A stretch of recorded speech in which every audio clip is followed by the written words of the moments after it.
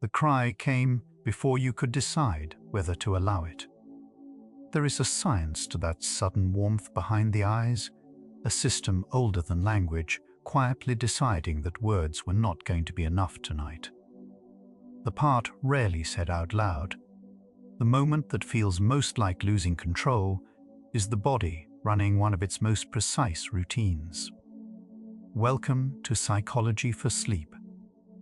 Tonight we follow the tears, not to stop them, but to understand what they were reaching for. You're resting in the soft dark where the eyes finally stop holding, where nothing has to be explained to anyone. Let the throat loosen and the breath go long. Let's follow the tears back to where they begin. Underneath everything tonight sits one quiet question. Why does the body reach for tears when words aren't enough? And when does crying actually leave you lighter?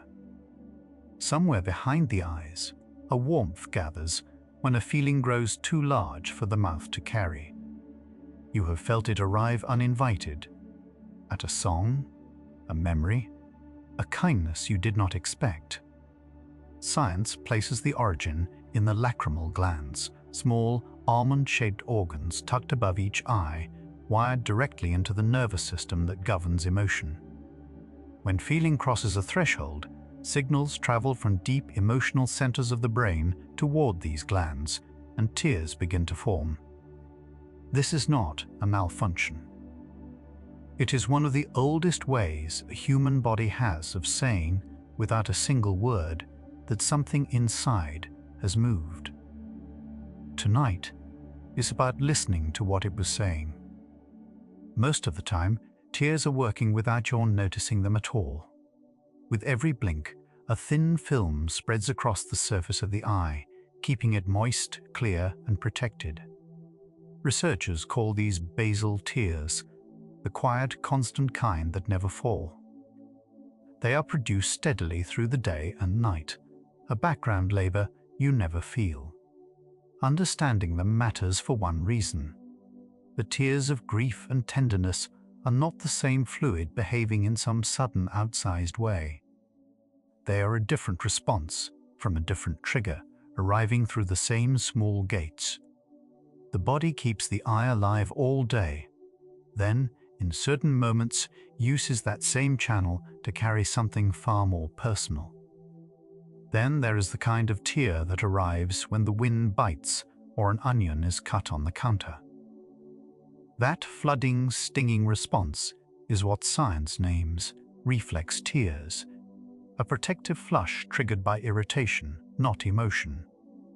Nerve endings on the eye's surface sense a threat and signal the glands to rinse it away. Notice how different this feels from the tears that come with a memory. One is the body guarding a surface. The other is the body responding to meaning. Separating them is the first step toward the real question of tonight, because only one of these three kinds has anything to do with the ache you actually came here carrying. The third kind is the one you know from the inside, the tears that come with loss, relief, love, or a beauty that undoes you. Scientists call these emotional tears, or sometimes psychic tears. They are the rarest of the three, and in a sense the most human. What sets them apart is not the fluid alone, but the trigger. No wind, no smoke, no grit on the eye, only feeling. Something in the emotional brain reaches a point where it recruits the tear system to respond. When people wonder why we cry, this is almost always the crying they mean, the kind that seems to speak for a part of us that has run out of other ways to speak. Consider the possibility that you may be, in this one respect, close to alone on the planet. Many animals produce tears to protect and lubricate their eyes. Yet as far as careful observation can tell, humans appear to be the only species that weeps emotional tears, tears tied not to injury but to feeling. Elephants and some other animals show behavior that looks like grief, and the question stays genuinely open at the edges. But the specific act of crying from sorrow or joy seems, so far, to be ours. Sit with that for a moment. The thing you may have been taught to hide could be one of the most distinctly human things your body does. A lump rises in the throat before a single tear falls. You have felt it tighten when you were trying hardest not to cry. That sensation has a name. Researchers call it the globus sensation, and it comes from the muscles of the throat. When strong emotion meets an effort to hold it back, the glottis, the opening at the top of the airway, stays partly open while you swallow, and the muscles strain against each other. The ache you feel is the body caught between releasing and restraining. It is not weakness announcing itself. It is the physical signature of a system that wants to let go while another part of you insists on holding on. Your breathing changes first, often before you even understand that you are about to cry. The chest tightens, the breath grows shallow and catches, and something shifts in the rhythm you had a moment ago. This is the autonomic nervous system responding, the same network that quietly manages heartbeat, digestion, and the pace of your lungs. Emotion strong enough to bring tears also touches the systems that keep you alive from second to second. That is part of why crying can feel so total, so much like it takes over the whole body. It is not only the eyes involved, it is the deep machinery of being a living thing, momentarily turning toward a feeling that asked for its attention. Watch a young child cry, and you see it without any of the layers we later add. An infant cries long before it can speak, and that crying is its first and most powerful way of reaching another person. Developmental researchers describe infant crying as a survival signal, a sound and sight designed to bring a caregiver close. This is where crying begins for every one of us, in a time before shame, before the idea that tears might be something to apologize for. The body learned, in its earliest days, that crying summons care. Somewhere underneath the adult who hesitates to cry is that original wiring still intact, still believing that tears are a way of saying, "I am here and I need you." The eyes redden and the whole face changes when the tears come, and this too is doing something. When people cry, the small blood vessels around the eyes and in the face often dilate, and the features soften and shift in ways others read instantly. Studies of facial expression show that a crying face is recognized across cultures as a signal of distress or deep feeling, even from a distance. Tears themselves may blur your vision slightly, which some researchers think quietly signals vulnerability, a sign that you are not, in this moment, prepared to fight or flee. The crying face, in other words, is not only about you. It is a message the body writes for anyone near enough to see. A certain film scene can move you when your own hard week could not. Emotional tears often arrive, not at the peak of a crisis, but afterward or sideways, at a piece of music, a reunion, an unexpected gentleness. Researchers who study this find that crying is frequently triggered by connection and meaning, not only by pain. The brain's emotional centers respond to what matters to us, and sometimes it is beauty or tenderness that finally opens the gate that stress kept shut. If you have ever cried at something small while staying dry-eyed through something large, you are not inconsistent. You are simply built so that meaning, more than magnitude, is what calls the tears. Notice how often the tears wait until you are finally alone or finally safe. Many people find they cannot cry in the middle of the hardest moment, and only later, when the danger has passed, do the tears arrive. This fits what researchers understand about the body under acute stress. In a genuine emergency, the system that mobilizes you for action tends to hold crying back. Tears more often come when that mobilization eases, when you reach home, when someone holds you, when the threat lifts. So the crying that seems to come late is not late at all. It is the body waiting for a margin of safety before it lets itself do the softer, more vulnerable thing. Some of us learned early that crying was something to be managed, hidden, or outgrown.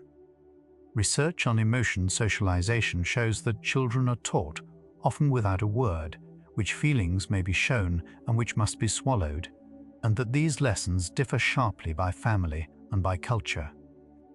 None of this changes the underlying biology. The tear system does not know that somewhere along the way you were told tears were a problem. It still responds when feeling crosses its threshold. What changed was not the machinery but the permission.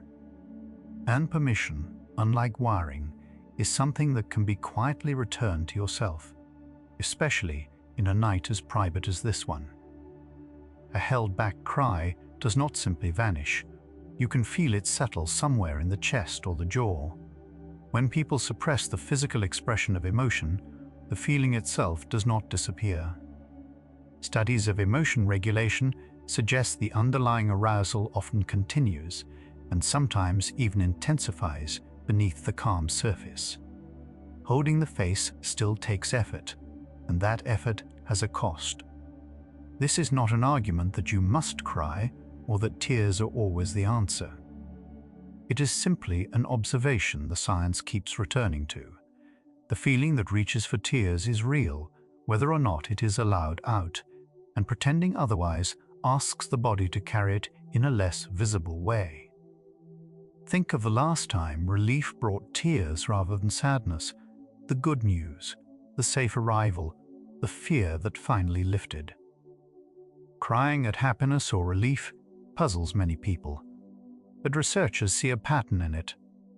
These have been called tears of intense emotion, and one idea is that they may help the nervous system regulate feeling that has grown almost too strong to hold, whether that feeling is joy or grief. The body does not seem to keep entirely separate faucets for good and bad. Instead, when emotion of any kind rises past a certain intensity, the tear response can be recruited. It suggests crying is less about sadness in particular, and more about feeling that has simply become very large. If you have ever felt strangely tired and hollow after a long cry, there is a physiological reason it feels that way. Hard crying involves the whole body. The breathing shifts, the heart rate changes, muscles tense and then release. Afterward, many people describe a heavy, drained calm, almost like the quiet after a storm. Part of this is simple exertion. Crying is physically demanding. Part of it may involve the nervous system moving from a state of high arousal back toward rest. That worn-out softness you feel afterward is not proof that anything toxic left your body. It is the natural aftermath of a system that rose to meet a strong feeling and is now returning, slowly, toward its baseline. The first tear on the cheek carries a warmth you can almost always feel distinctly. Emotional tears tend to spill and roll rather than merely welling at the rim, and there is something specific in that sensation of heat and movement on the skin. Sensory researchers note that the face is densely supplied with nerve endings, so even small changes register vividly. This is part of why crying feels like such a full-body event, rather than something happening only at the eyes. The warmth traveling down, the salt reaching the lips, the release in the throat, the body is registering all of it at once. Tonight, you can simply let that sensation be what it is, without needing it to mean weakness. A song in a language you do not speak can still bring you close to tears. You have probably felt that pull. This tells researchers something about where crying comes from. Music and beauty reach emotional centers of the brain that operate beneath conscious reasoning, which is why they can move us without any argument or explanation. The tears that come at a melody are not confusion. They are the emotional brain responding to pattern, memory, and feeling in a way older than words. If art has ever undone you when nothing was wrong, that is not fragility. It is evidence that the part of you which cries is listening to something deeper than logic, and always was. The desire to be held often arrives in the same breath as the tears. This is not a coincidence of temperament. It appears to be built in. Across studies of human behavior, crying and the wish for comfort tend to travel together, because crying is, at its root, a social act. The body that produces tears seems to expect that someone might respond to them. Even when we cry alone, that expectation lingers, a kind of reaching toward connection that has no one in the moment to receive it. Holding this gently reframes the whole experience. The tears were never only about draining a feeling. They were, in some quiet way, about being met.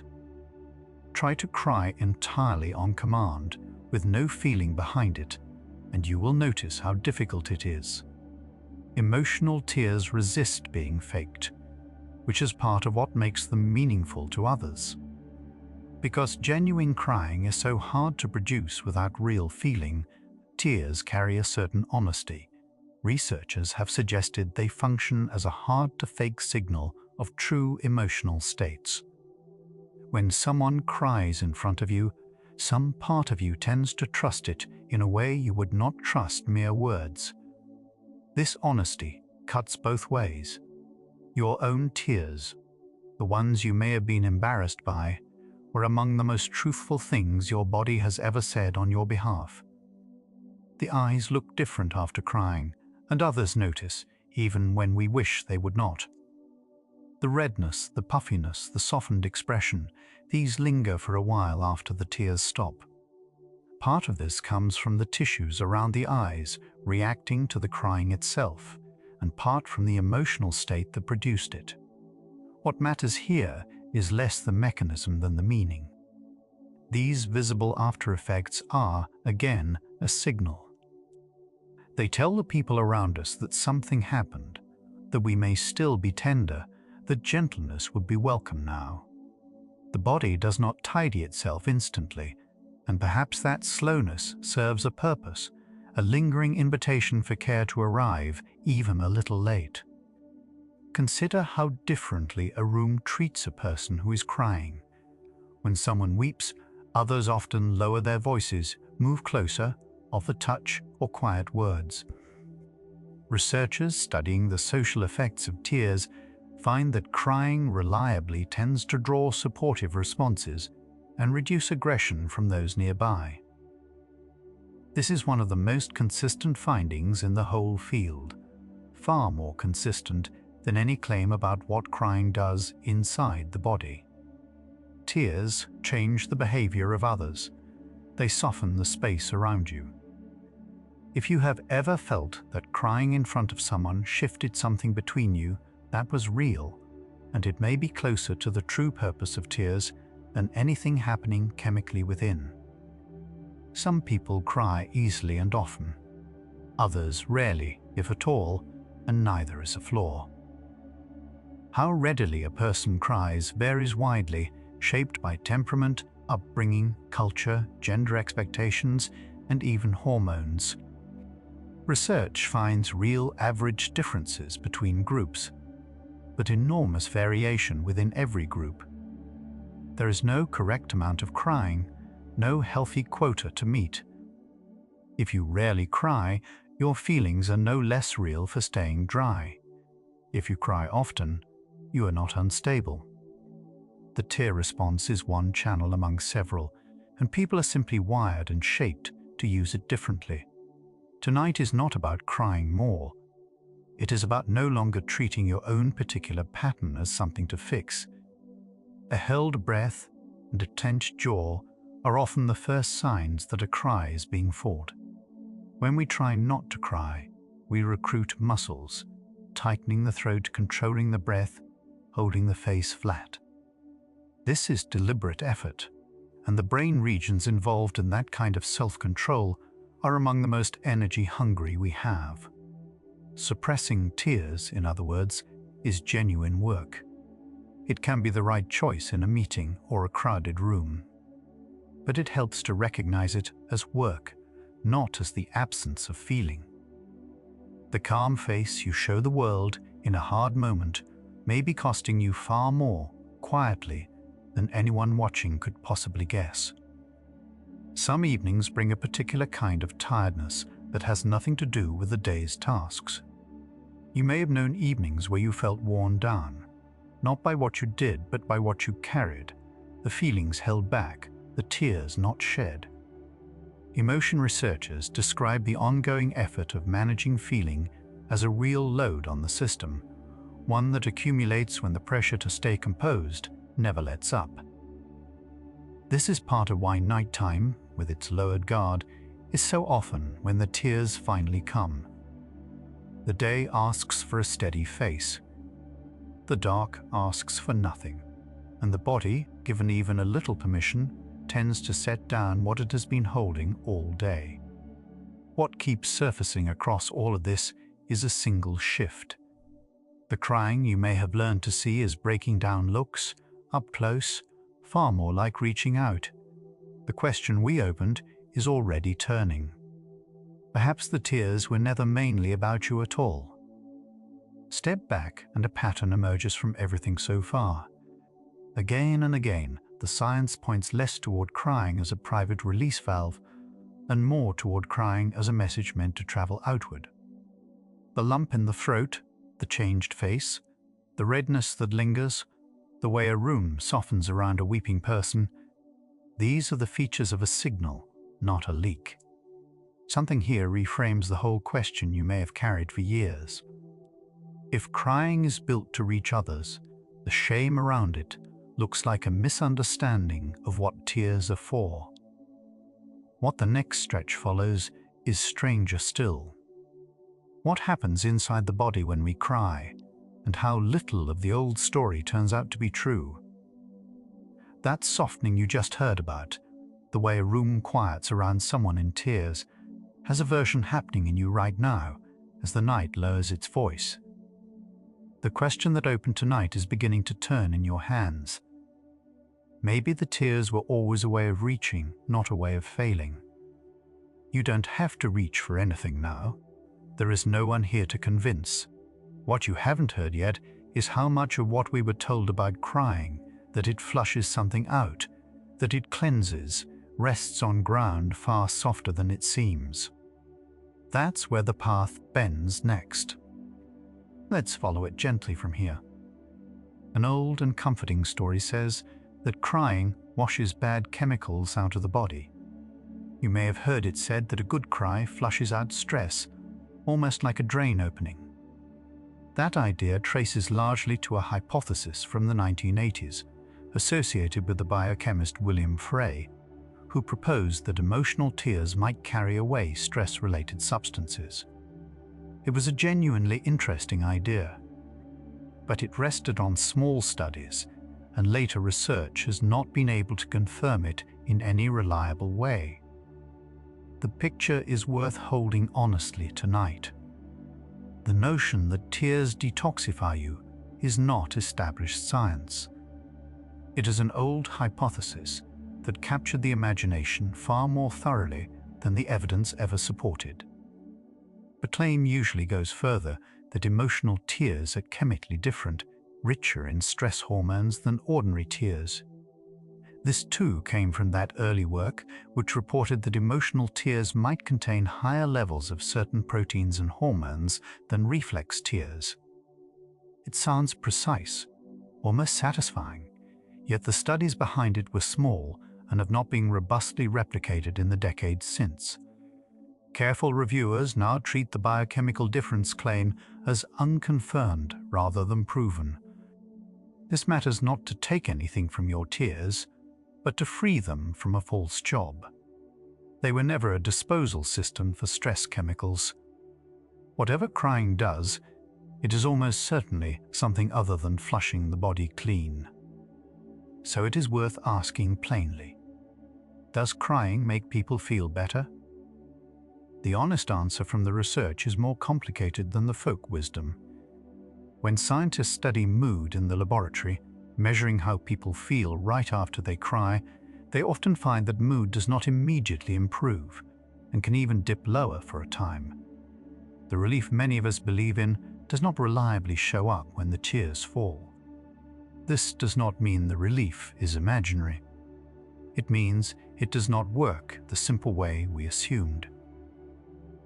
The story of the instantly cleansing cry does not match what happens when researchers actually watch people cry and ask how they feel.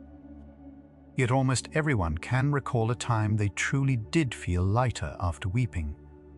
Both things are real. The laboratory finding of no immediate lift and the lived sense of relief. Researchers such as Lauren Bilsma and Ad Vingerhoets have spent years studying exactly this gap. What their work suggests is that the relief is real, but conditional. It depends heavily on what surrounds the crying. The circumstances, the timing, and above all whether anyone responds, seem to shape whether a cry leaves you better or worse. So the question is not simply whether crying helps. It is, under what conditions does it help? And that question turns out to have a fairly consistent answer. Picture the difference between crying alone and crying while someone holds you. That difference may be the whole story. Studies find that people are far more likely to report feeling better after crying when they receive comfort or support, when someone was there and responded with care. Crying that is met tends to bring relief. Crying that is ignored or that happens in isolation often does not, and can even leave a person feeling worse. This is one of the clearest signals in the research. It points toward the same conclusion the earlier facts were circling. The good that crying does seems to live mostly in the response it draws from others. Another factor is what the crying was about, and whether anything changed. Researchers find that people tend to feel better after crying when the situation that caused the tears improved or resolved, at least a little, when the fear passed, the conflict eased, or understanding was reached. Crying tied to a problem that remains stuck, with nothing shifting, is less likely to bring relief. This fits the emerging picture rather than complicating it. Tears seem to help most when they are part of something moving, a reaching that gets answered, a situation that softens. Crying, on its own, in a vacuum, is not a machine that produces relief. It is a signal whose value depends on what happens next.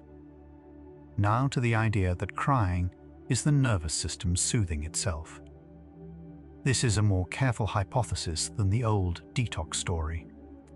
Around 2014, researchers including Asmir Graunin proposed that crying might help activate the parasympathetic nervous system, the branch responsible for calming and recovering, helping the body settle after distress. It is a plausible idea, grounded in real physiology. But it remains a hypothesis, not a settled fact, and the evidence is still being gathered. When you hear that crying calms you through the nervous system, the honest framing is, some studies suggest this may happen. It is a promising thread, not a finished conclusion, and worth holding tonight as exactly that. What is the parasympathetic system the branch crying might engage? Picture the nervous system as two broad settings. One mobilizes you, quickening the heart, sharpening focus, readying you to act. The other restores you, slowing the heart, easing digestion, returning the body toward calm. That second, restorative setting is the parasympathetic branch, sometimes called rest and digest. The hypothesis is that after a cry, the body may shift toward this calming branch. Whether crying actively causes that shift or simply accompanies it is still being worked out. But the very existence of this restorative system is why the softness after tears feels as it does. Not a body emptied, but a body returning home. Consider the sigh that often comes at the end of crying, deep and involuntary. That long exhale, is not incidental. Slow, deep breathing is one of the most direct ways to engage the calming, parasympathetic branch of the nervous system. This part is well established. When crying winds down and the breath lengthens into shuddering inhales and slow releases, the body may be doing something genuinely settling. It is possible that some of the calm people feel after a cry comes not from the tears, but from the breathing that accompanies them. The sigh at the end may be doing quiet, real work, steadying a system that minutes ago was anything but steady. The heart itself behaves in a telling way through a cry. During intense crying, heart rate and other markers of arousal often rise, and then, in the aftermath, tend to fall, sometimes settling lower than where they began. Researchers watching these patterns see a possible arc: activation during the crying, recovery afterward. This is part of what feeds the self-soothing hypothesis, though the findings are not perfectly consistent across studies. What can be said carefully is this: the body does appear to move through a rise and a fall around crying. Whether the tears drive that recovery or ride alongside it is still open. But the felt experience of storm, then calm, has a real physiological shape beneath it. Notice how much of the old story placed the power inside the tears themselves. The detox idea, the stress hormone idea, both imagined crying as an internal cleansing, something the body did to and for itself. The newer, better supported picture keeps moving the center of gravity outward toward the social. Even the self-soothing hypothesis, promising as it is, has not displaced the strongest and most repeated finding in the field, that crying works on other people. This is the quiet correction the research keeps making. We assume tears were mainly private plumbing. The evidence keeps insisting they are, above all, a form of communication, done not only inside us, but between us. Watch how tears change a disagreement, and the social power shows directly. When one person cries during a conflict, the other often softens, anger cools, voices drop, the impulse to attack fades. Researchers have documented that visible tears tend to reduce aggression and increase warmth toward the person crying. Tears function almost like a white flag, a signal of vulnerability that calls off the fight. This is not manipulation. It happens far beneath conscious intent. It is what tears do in the space between people. And it points again to the truth this stretch keeps uncovering. The deepest function of crying may not be what it does to you, but what it does between you and someone else. Even babies show us that tears are aimed at another. An infant's cry is not a private event. It is a call, precisely tuned to be hard for a caregiver to ignore. Developmental research shows that adults are neurologically primed to respond to infant crying, with attention and caregiving systems activating almost automatically. This is the earliest form of what tears do all our lives, reaching across the space between two people to summon care. Every adult who hesitates over their own tears was once a child whose crying was, quite literally, how they stayed alive. That original meaning never fully leaves. Underneath every grown-up cry is the oldest message a human body knows how to send: come closer. We so often cry hardest in front of the people we trust most. Many people find they can hold themselves together among strangers and only break down once they are with someone safe. This fits the social account of tears cleanly. If crying is a signal meant to draw care, it makes sense that the body releases it most fully where care is likely to come. You are not weaker with the people you love. You are simply more willing, in their presence, to send the signal, because some part of you knows it will be received. The tears you have shed with trusted people were a form of trust itself, offered without a single word. Notice too that crying alone can feel strangely unfinished. When there is no one to respond, the signal goes out and meets only silence. And many people describe crying alone as less relieving, sometimes even lonelier than not crying at all. This lines up with everything the research has been showing. If the relief of crying lives largely in the response it draws, then a cry with no one to receive it is a message with no reader. This is not a reason to force company onto every private grief. Sometimes solitude is exactly right. But it may explain a puzzle many people carry. Why a good cry alone can leave you feeling emptier rather than lighter than you hoped. The weight has shifted somewhere in the last while, the shoulders lower than before, the space between thoughts grown a little wider. Nothing here is waiting to be understood. Let one's slow breath move all the way out. We'll keep drifting through this together, gently, in no hurry at all. It is worth pausing on a harder truth the research offers. If crying only reliably helps when someone responds, then the popular advice to just let it all out on its own is incomplete.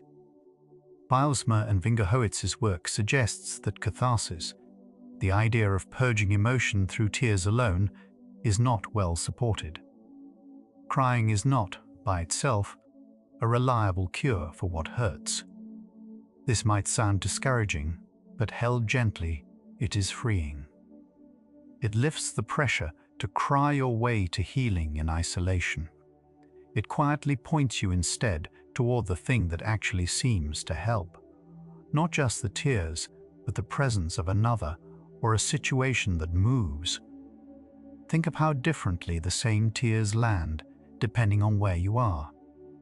Cry at a funeral surrounded by others who love them, and the tears are shared, held, given meaning.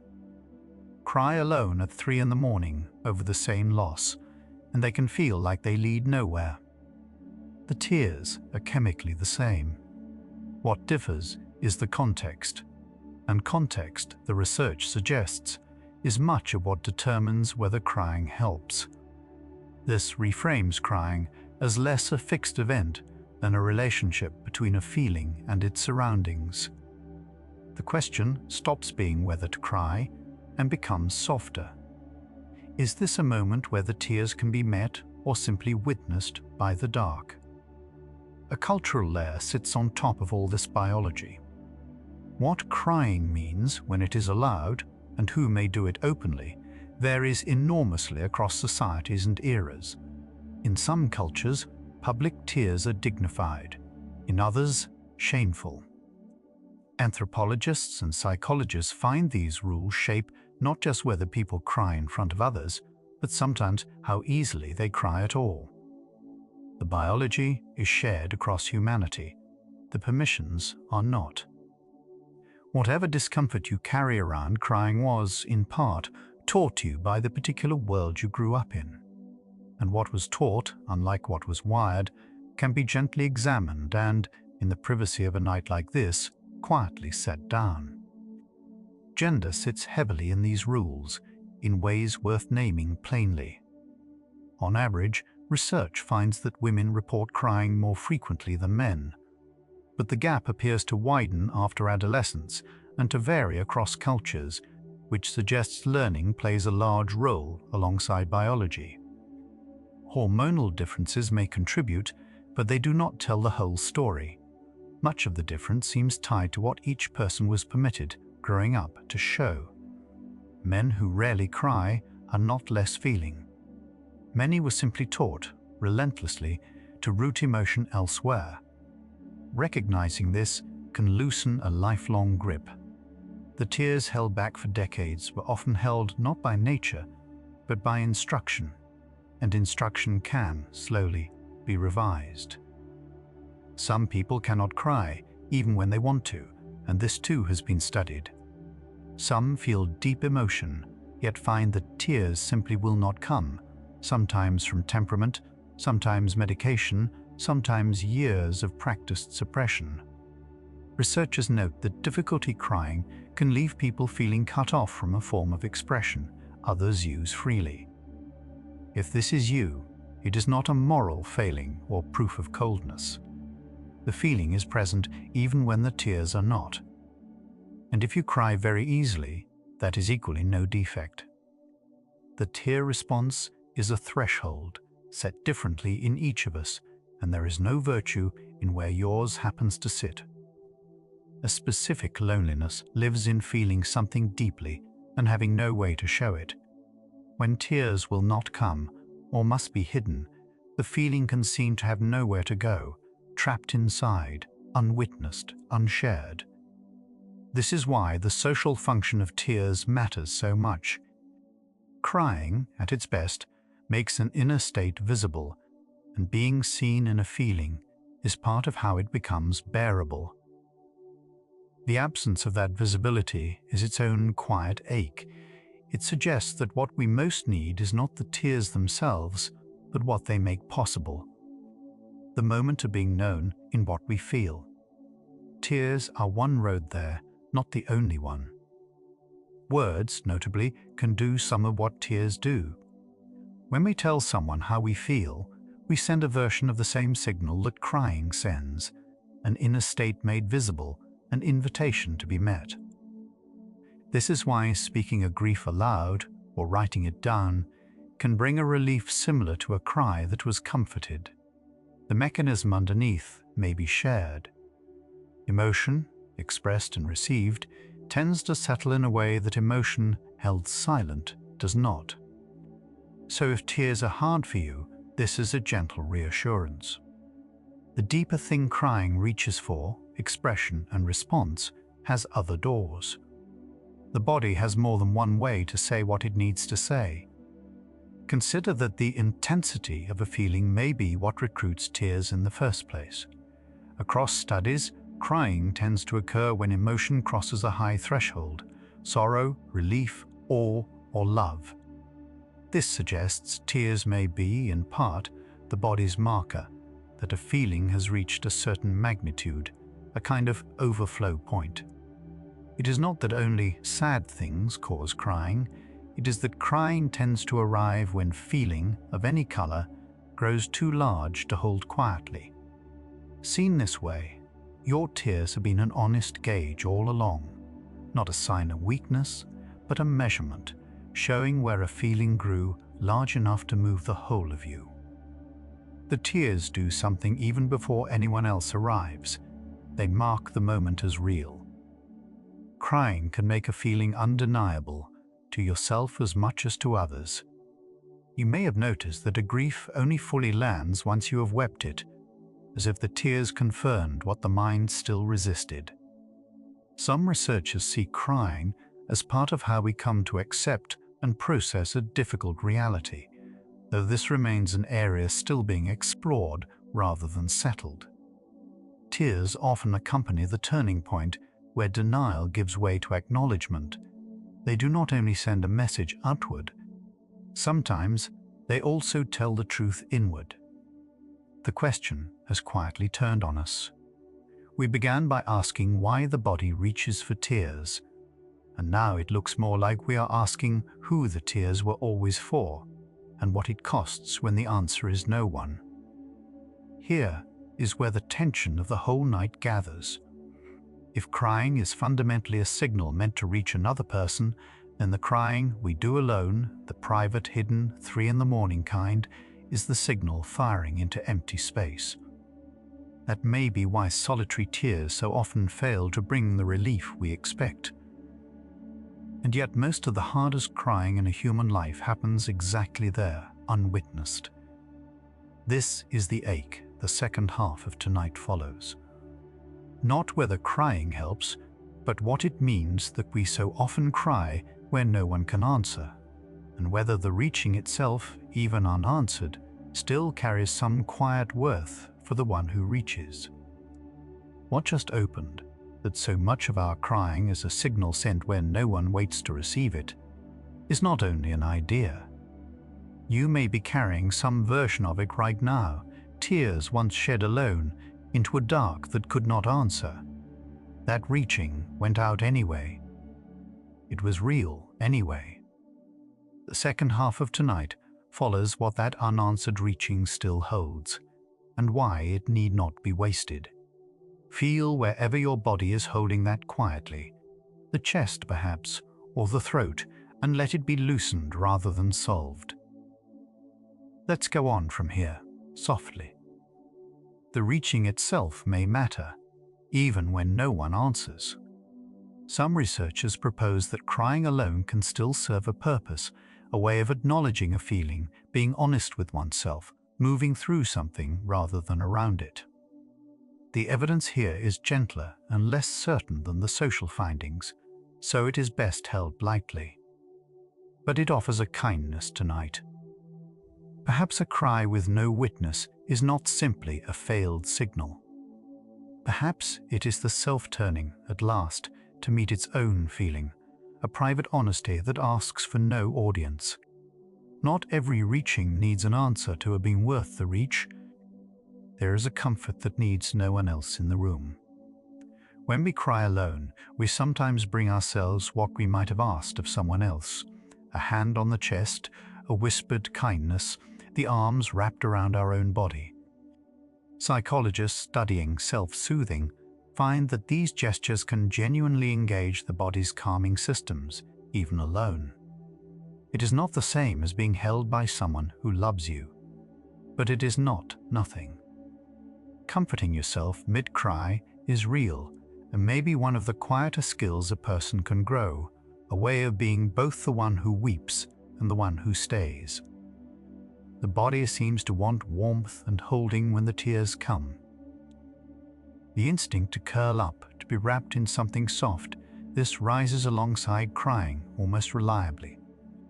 Warmth and gentle pressure are known to activate the calming branch of the nervous system, which may be why a blanket or an embrace feels so right then. The body appears to know what it needs. Reaching for warmth while crying is not childish. You are following an old, accurate instinct toward the conditions under which crying is most likely to soothe. Tonight, in your soft dark, you can give the body exactly that, and let it do what it knows. Grief can bring people together as much as it isolates them. Shared crying at funerals, reunions, moments of collective loss seems to bind people, creating a connection hard to reach any other way. Researchers of group emotion find that weeping together can strengthen bonds and deepen belonging. This is the social power of tears at its largest scale, beyond two people, holding a whole gathering. It suggests that crying, far from a private breakdown, is one way human communities have always knit themselves closer around what matters and what hurts. The tears become a language. The whole room speaks at once. We tend to trust a person we have seen cry. When someone weeps before us, a kind of closeness often follows, a sense of being shown something true. Because emotional tears are so hard to fake, they read as a genuine opening, and being trusted with someone's tears can deepen a relationship instantly. This is intimacy operating through biology. The vulnerability of crying, offered to another, is a form of trust words alone struggle to match. If you have ever felt closer to someone after they cried with you, that closeness was not sentimental illusion. It was the ancient social machinery of tears doing exactly what it evolved to do. Crying that opens and crying that closes are not the same act. Sometimes tears invite connection. Other times, when someone is overwhelmed, crying accompanies withdrawal, a turning inward and away. Researchers recognize crying is not a single uniform act, but varies with the state behind it. This matters for meeting your own tears without judgment. A cry that makes you want to be alone is not wrong. It may simply be a different mode, the body processing rather than signaling. Noticing which kind is happening can help you give yourself what the moment needs, whether company or the mercy of solitude. Without deciding, either is a failure. The face does remarkable work when we cry. Beyond the tears, the crying face, the drawn brows, the trembling mouth, is a signal readable across cultures and even by young children. Studies of emotional expression find the crying face communicates distress with striking reliability, often faster than words could. This is part of why crying is so effective at drawing care. It does not wait for explanation. The face announces the inner state instantly. When you have cried in front of someone, you are speaking with an expression older than any language one human faces have made and human eyes read for a very long time. There may be something specific about the blurring tears create. When the eyes fill, sight softens and the world goes indistinct. Some researchers have suggested this blurring itself functions as a signal, a sign that a person is not poised for aggression or flight, but open and vulnerable. It is a subtle idea, still speculative, but it fits the larger picture of tears as communication. Even the impairment of crying may serve the social message. That you cannot see clearly while weeping might quietly tell those near you that you have, for the moment, laid down your defenses. And that gentleness is what this moment calls for. It is worth returning to how the body settles afterward, that settling is real, regardless of mechanism. Whatever the cause, the deep breathing, the parasympathetic shift, the passing of the peak, many reach a quieter state after crying runs its course. The storm arrives, moves through, and leaves a stillness behind. This aftermath is among the most consistent parts of the experience, even where the science of why remains unsettled. Tonight, you can trust the shape of it. Intensity does not last, feeling crests and falls. The body knows how to return to calm. You need not understand the mechanism to be carried by it toward rest. We rarely regret having cried with someone who received us well. Ask about people's most meaningful moments of connection, and tears often appear. The friend who wept with them, the guarded person who finally let go. These are remembered as openings, not embarrassments. Research on emotional closeness suggests that being met in tears can become a marker of genuine intimacy. The crying we most regret is the crying that was mocked, dismissed, or ignored, which points again at the response as what matters. It was never the tears that were shameful. It was only sometimes the way they were met, or not, by someone who could have been gentler. People sometimes cry at beauty, not sorrow, a long-standing observation. A sweeping landscape, a piece of music, an unexpected grace. These bring tears with nothing to do with pain. Researchers studying awe find it can produce a full-body response, sometimes tears, as the mind meets something vast. This tells us crying is not the property of grief alone. It belongs to intensity of any kind. If you are wept at beauty, you are not confused. You are meeting something large enough to move the whole of you, and the body did what it does at every threshold of deep feeling, whatever its color. Crying marks the transitions in a life. Weddings, farewells, homecomings, births, endings, the moments when one chapter closes and another opens often come with tears. Researchers note that crying clusters around change and significance, around the hinges of a life rather than its steady middle.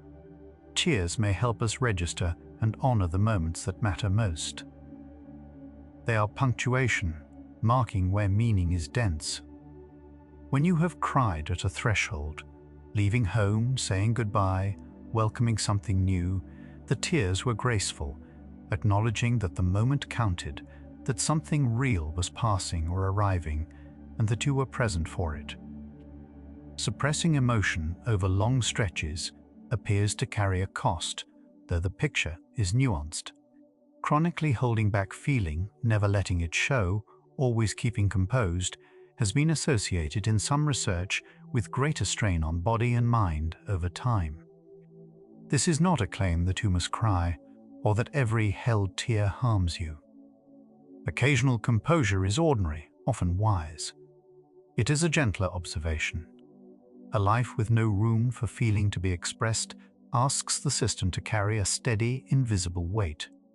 The point is not more crying. It is permission, a little space for feeling to move rather than only be managed. Children, before they learn our rules, cry without shame. A young child in tears is not embarrassed. The crying is simply the feeling, direct as breathing. Only later do we teach them, as we were taught, that tears should be controlled, hidden, outgrown. Developmental researchers see this shift across childhood. What is striking is that the shameless state came first. The embarrassment was added afterward. Somewhere inside you is that earlier self who cried freely and thought nothing of it. Tonight, in complete privacy, you can remember that the shame was learned and that beneath it, the older, simpler relationship to tears is still intact. Here is what the night has been showing, piece by piece. Crying is, above all, a way of reaching for another, and the lightness we feel comes not from tears washing us clean, but from being answered when we reach. Draw the threads together, and one idea holds the weight. The relief people describe after crying does not come, as far as the evidence shows, from tears flushing anything out of the body. It comes, when it comes, from connection, being comforted, a situation resolving, a feeling finally met by another. Crying is most centrally a bonding signal, a way the body calls for closeness when words fall short. This is the answer the whole night has walked toward. Not a private cleansing, but a reaching outward. The tears were never mainly about emptying you. They were about drawing someone near so you no longer carried the feeling alone. This reframes the old advice about a good cry, quietly but totally. The value was never in the crying by itself, done in isolation as internal detox. The value lives in what the crying is for, the connection it seeks, the response it draws. Research keeps confirming that the same tears bring relief or leave you emptier depending almost entirely on whether the reaching is met. So the deeper wisdom is not cry more. It is do not cry alone in the dark when part of you is reaching for someone, and when solitude is right, meet your own tears with the gentleness you'd have wanted from another. Something tender happens in realizing what your tears were asking for. If you've spent years seeing your crying as weakness, as losing control, the science offers a quiet correction. Those tears were a signal for connection, one of the most human signals there is. They were the body's way of saying a feeling had grown too large to carry alone, and closeness was what it needed. There is nothing weak in that. It is, if anything, an honesty. Most guardedness never reaches. The crying you judged so harshly was, all along, the truest request your body knew how to make. Not to be fixed, but to be met. Consider how this changes crying in front of someone. It is not a burden, not a mess to apologize for. It is an offering of trust, a signal hard to fake, saying you are safe enough for me to show you this. Researchers find that being trusted with another's tears tends to deepen closeness, not damage it. The fear that crying drives people away has it backward. Shown to the right person, tears more often draw them nearer. The vulnerability you hid was one of the strongest bonds you had to offer, a way of letting another person all the way in.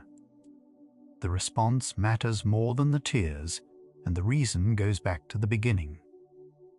From the first cry of infancy, tears were built to summon care. The whole system evolved around expecting a response, a caregiver who comes, a presence that answers. So crying feels complete only when met, hollow when not. This is not a flaw in crying. It is the design. Tears are the first half of a two-part act. The response is the second. When both halves happen, something settles.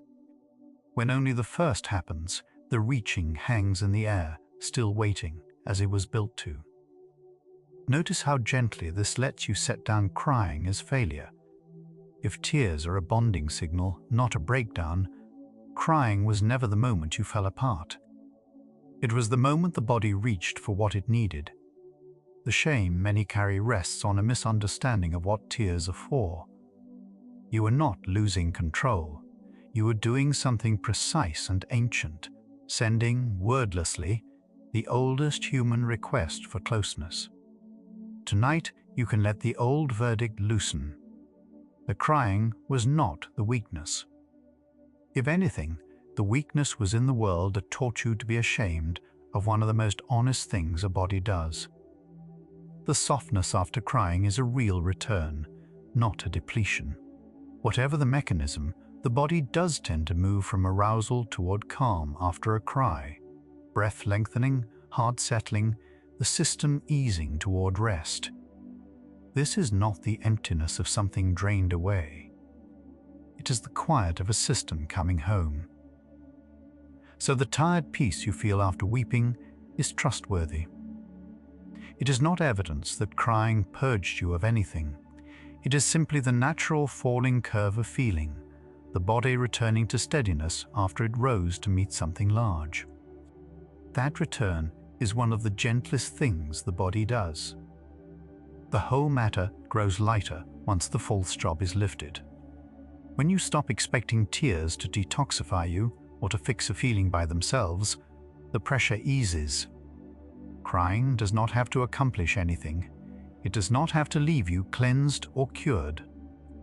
It can simply be what it is, a feeling expressed, a reaching offered, sometimes met, sometimes not. Freed from being a cure, crying becomes softer, more honest. One of the ways a person moves through feeling, no more required to heal you than a sigh. And there is real relief in asking less of your own tears than you were told to. Particular peace comes with no longer fighting the tears. The effort of suppression, the tightened throat, the held breath, the flat face, takes real energy the body could use to settle instead. When it is safe, letting the tears come is often the easier path, asking less of you. Tonight, in this private dark, there is nothing to hold flat for anyone. If tears rise, they can simply rise. If they do not, that is equally fine. Either way, the long habit of clenching against feeling can loosen here, where no composure is required and nothing watches but the quiet. The night lowers the guard that daylight keeps raised. Many people cry more easily in the evening, and there are gentle reasons for it. As the day ends and fatigue settles, the brain's capacity for effortful control softens, and the feelings held at arm's length all day draw closer. This is not a weakness of the night. It is the natural loosening of a system that has worked hard to stay composed. The tears that come easily now are simply feeling, finding the space the day denied it. The dark asks nothing of you, and the body, given even that small permission, tends to set down what it carried. So here is what the whole night has quietly proved. Crying is, at its heart, a bonding signal, and we feel lighter not because tears flush stress away, but because, in the reaching, someone answers. This is the answer's shape. Crying is not, as far as the evidence shows, a system for washing chemicals or stress out of the body. That old story does not hold. Crying is, above all, a signal. The body reaching for connection when feeling has outgrown words. And the lightness of a good cry comes mainly from what the reaching draws: comfort, closeness, a situation eased, a feeling finally met. The tears are the call. The relief lives in the answer. What remains of tonight carries this truth no longer as an idea to understand. From here, it becomes something you feel settle into the body as the dark deepens. The reaching happens on its own now, the way the eyes water without being asked, no effort, no permission needed. Something has been gathering all night toward one quiet idea, that your tears were never a weakness to hide, only a way of asking to be met. You can stop holding them flat. There is nothing here to control, no face to keep composed for anyone. What the whole night has been circling is very close now, and the last of it asks nothing of you but to let it arrive. Let's drift the rest of the way, softly. The tears were always a way of reaching for someone, not a breakdown, not a loss of control, a reaching quiet and ancient. When a feeling grew too large for words, the body found another way to speak, another way to be heard.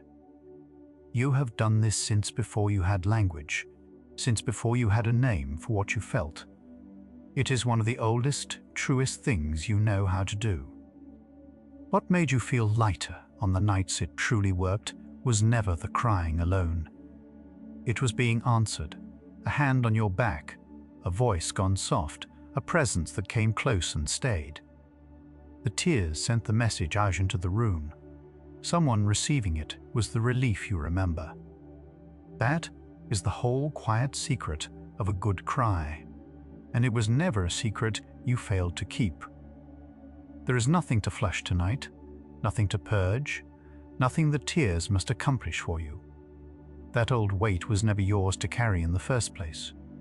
Crying does not have to fix a single thing, does not have to leave you cleansed or cured. It can simply be what it is, a feeling moving through you, asking only to be allowed to pass. And tonight, in this quiet, it is allowed. The lump in the throat, the warmth on the cheek, the softening of the whole face, all of it was communication. A language older than words, spoken by the body to anyone near enough to see and understand. You were never falling apart in those moments. You were speaking, in the only way large enough to hold the feeling, saying something too true for ordinary sentences to carry.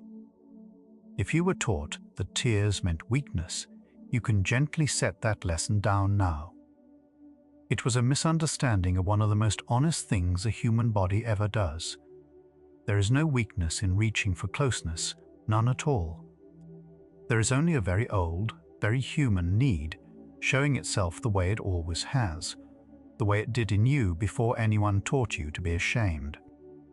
The night loosens what the day held tight.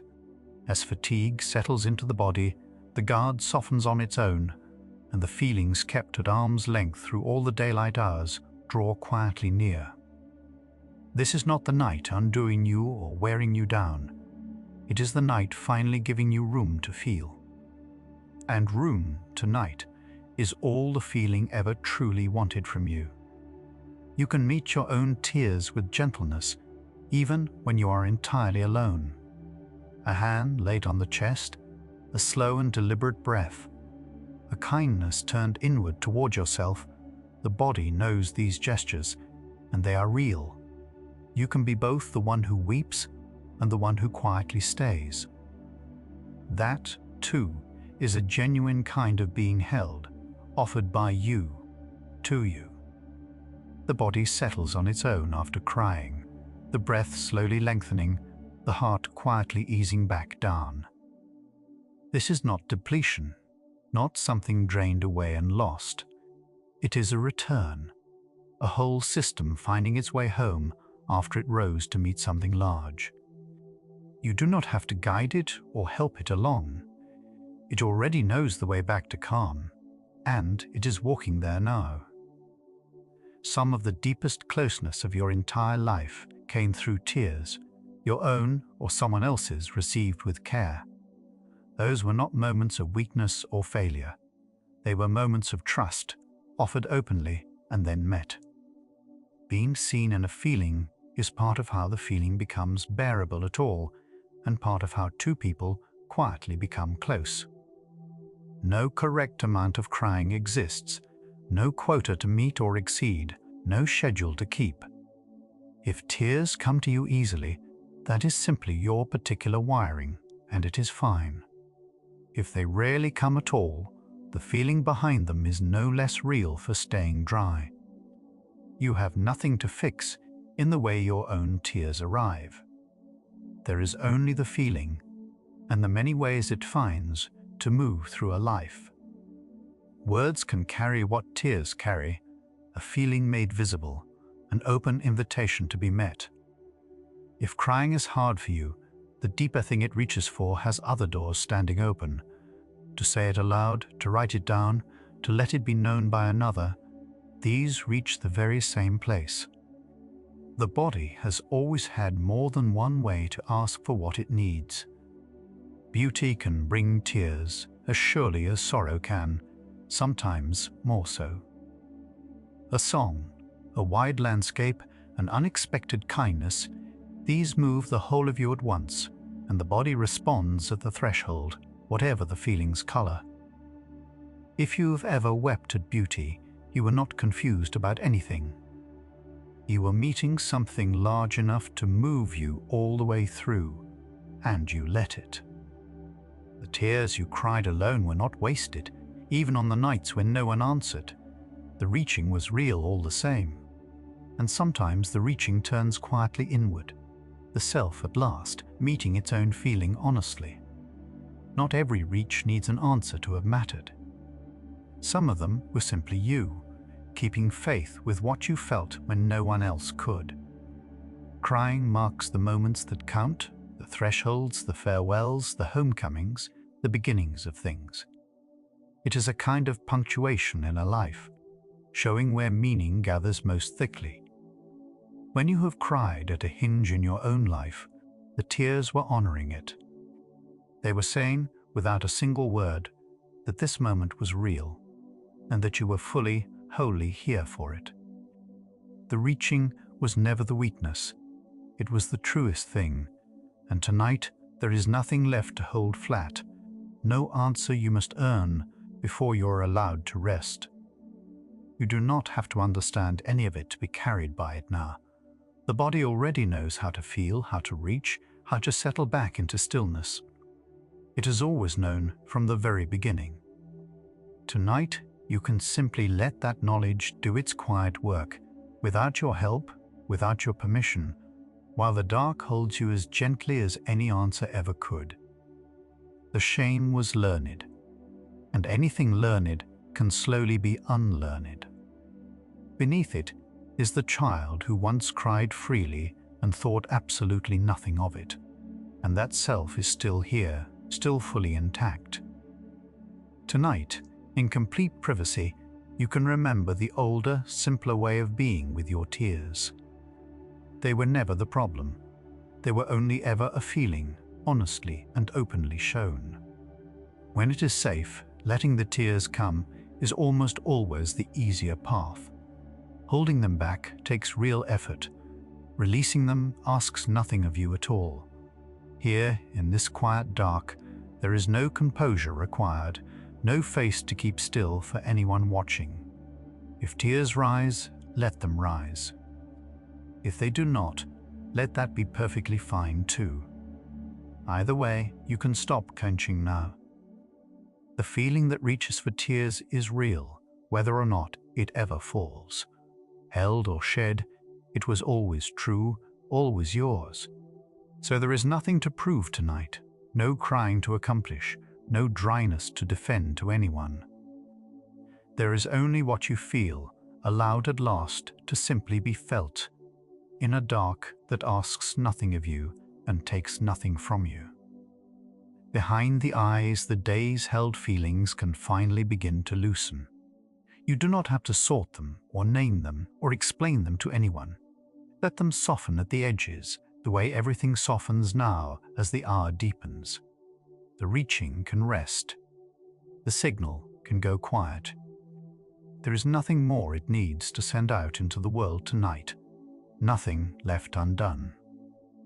Warmth was always what the crying body quietly wanted, to be wrapped, to be held, to be kept close and safe. You can give yourself exactly that now, the soft weight of the blanket, the gentle heat of your own hands, the deep quiet of a safe dark. The instinct was accurate all along, and it still is. Tonight, you can follow it all the way down into rest. The tears were a form of trust, offered without a single word.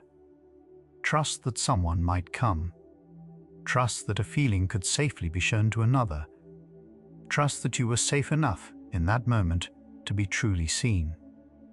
Tonight you can offer that same quiet trust to the dark, that it will hold you, that it asks nothing in return, that you can finally let go here. Feeling crests and then falls, always without exception. No storm ever stays. The peak passes, the breath lengthens, and the calm returns on its own, in its own time.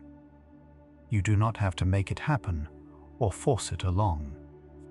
Tonight, you can simply trust the shape of it, the rise you have already lived through, and the gentle settling that is happening now, carrying you down towards sleep.